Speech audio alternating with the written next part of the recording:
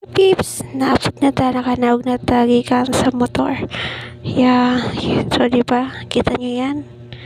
Bago yung daanan kasi bago ang gawa, Charles. Pero nakakatakot lang yung inaapakan ko kasi sobrang laking butas. Kaya matatakotin talaga ako.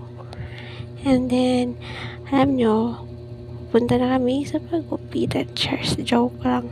Hindi joke. Pupunta naman talaga kami sa pagupitan. Pero, kakain muna tayo bago tayo magpagupit kasi gutom na talaga ako niyan. Yung mga bulati ko sa katawan sobrang ingay na. Kaya, tara, kain na tayo. Ay, hindi pa pala. Lakad pa pala muna tayo. Cheers! So, ayan. Pagpasinsahan nyo na yung buhok ko kasi sobrang halkag na niyan. Dati kasi, alam nyo, story time muna tayo kahit konti. Dati pinaripan ko yan. Pinaparipan ko, nagandahan naman ako kasi straight. Then, kakagawa naman talaga ako ng buhok, dry lang, dry. Pero ngayon, mas lalo na siya. Ano na siyang kumarkag. Hindi ko raman ng Tagalog ng kumarkag, Charis. Bitaw, so, hindi ko na nagustuhan yung buhok ko. Kahit anong gamit ko na dyan, nagkiratin na ako. Dami ko nang ginawa dyan sa buhok ko. Pero ganyan pa rin siya. Sobrang karagag pa rin. Hindi ko maintindihan ano nangyari. Kaya yan. Sobrang sad ko talaga kasi kulot yung buhok ko. Gusto ko naman kulot yung buhok ko pero hindi yung kalkag. Bumalik na siya sa dati pero may extra naman na kulot. Ay nako. O diba? So, dito na tayo sa Jollibee. Kakain na tayo. Jollibee lang talaga yung palagi kong kinakainan. Hindi ko alam ba't palagi kami Jollibee. Pag ano yan. Pag may sahod siya, ganun.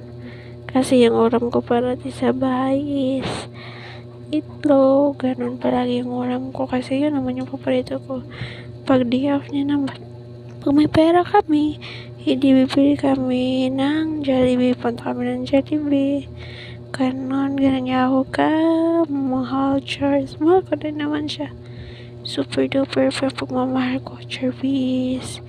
So, back to ano na naman tayo na. So, German guys, nagpili-pili na kami.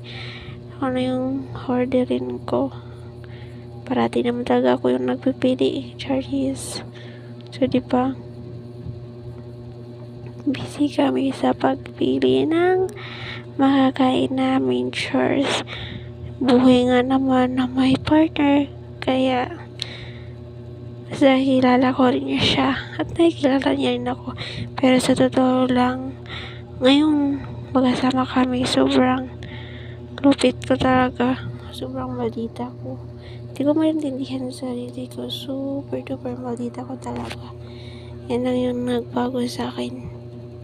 Simula sa mahabang story. Charles, bitaw.